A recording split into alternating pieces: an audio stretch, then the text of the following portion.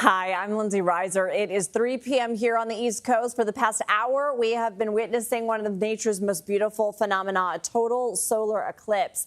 This was the scene in Mallorca, Spain. They got their first total eclipse since 1905. Prior to Spain, the eclipse made its way through North America and into Northern Europe. So this was the scene in Stavanger, Norway. Sliver of the sun could be seen around 2 p.m. Eastern time. Now, for one country in particular, it's been more than a century. 1905 was the last total eclipse in Spain. Mallorca is where we saw Rob Marciano. Parts of the United States were treated about an hour or two ago to a partial eclipse. Let's go ahead now and go to CBS News space consultant Bill Harwood at the Kennedy Space Center. So, Bill, can you help us understand what has to align perfectly in our atmosphere, in our solar system for something like this to happen?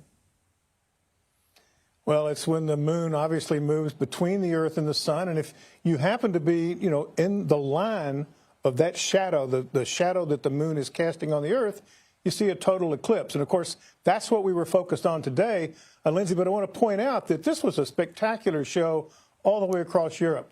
A friend of mine sent a picture of the sun from London, where it was 91% covered, 87% covered in Casablanca, 85% covered in Berlin. So even if those folks didn't get to see a total eclipse, they got a heck of a sky show today, and one, like you said, they haven't seen in a long, long time.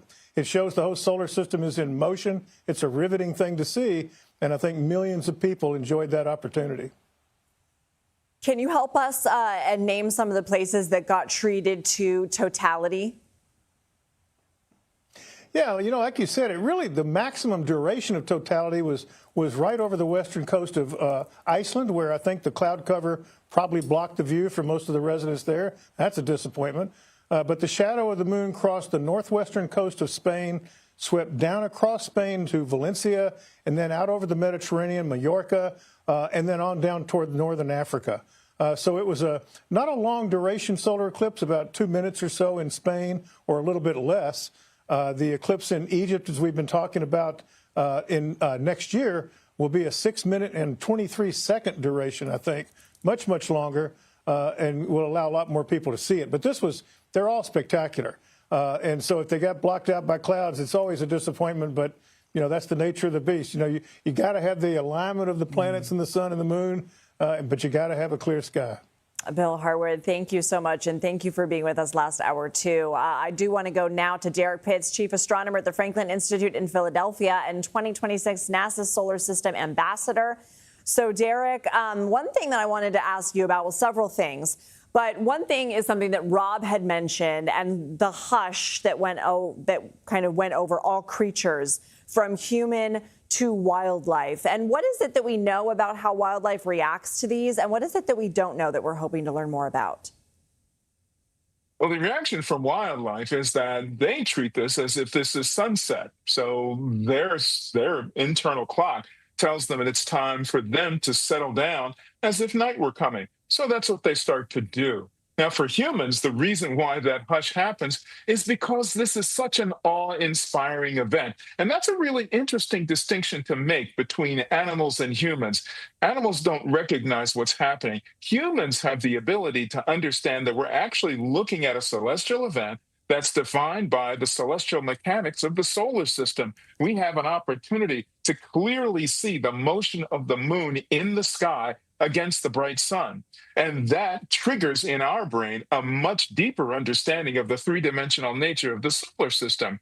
And so that's what makes the hush. Also, just the visual spectacle of what you're seeing. At totality, when you're right there on the spot, you can see what is essentially a continuous sunrise and sunset 360 degrees all around you as you're immersed in the shadow. So those things put together make it an awesome experience that make humans sort of stop for a moment and take in what's happening. What were you able to see in Philadelphia? In Philadelphia, we had 7% of the sun's disk covered by the moon. So if you weren't aware that an eclipse was taking place, it would just look like a normal sunny day. But here at the Franklin Institute, I had 2 telescopes set up with filters to protect viewers' eyes, and we had families out with us today enjoying the view of the eclipse, both with the telescopes. We also used a small telescopic device called the sun spotter that projects an image of the sun so that people can see it in 2 different ways. And I have to say, really, that the groups today were just awestruck by what they were seeing of the sun as they saw the eclipse taking place. They really enjoyed it and had a great time. And I think they've been inspired to begin to chase eclipses in the future. What's the next one? 2027, next summer in August, out over Egypt. That's going to be the place to be. So let's all gather there and watch a really spectacular event out over the pyramids. That will really be something to see. Incredible. Derrick Pitts, so good to always be able to talk to you. All right.